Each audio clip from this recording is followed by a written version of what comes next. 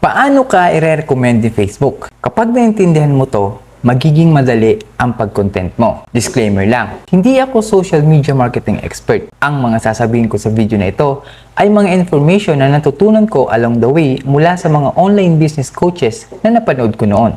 Kung gusto mo ng expert, punta ka kay Manong B. Pero ingat ka, baka matusta ka. Okay? Let's continue. Meron tayong follower na nagtanong, si Kai Ann Gutierrez. Sabi niya, bakit ganun Tito yan? Halimbawa, yung isang video, bakit hindi nakikita ng iba? Bakit at bakit po? Yung iba, pag may nagpo-post, may nakalagay na suggested for you. Ganito yung sinasabi niya. Nakakita ka na ba niyan sa newsfeed mo? Alam mo ba kung bakit may ganyan? Ganito ang pagkakaintindi ko dyan. Para mas maintindihan, alamin muna natin kung paano nag-work si Facebook.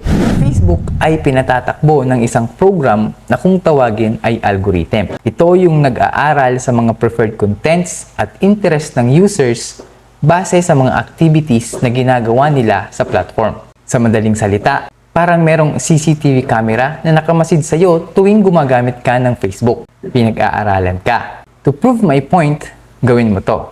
Try mo to ha. Mag-search ka ng isang topic sa Facebook. Pagkatapos niyan, mapapansin mo sa newsfeed kapag nag-scroll ka ay may mga suggested contents ng katulad ng sinearch mo. Ganyan siya nag-work. Malinaw na. Balik na tayo sa tanong. Yang mga suggested contents ay nilalagay ni Facebook, hindi yung creator. Nangyayari yan dahil nakita ni Facebook na maaaring may interest ka sa content na yon base sa activity na ginawa mo sa platform niya.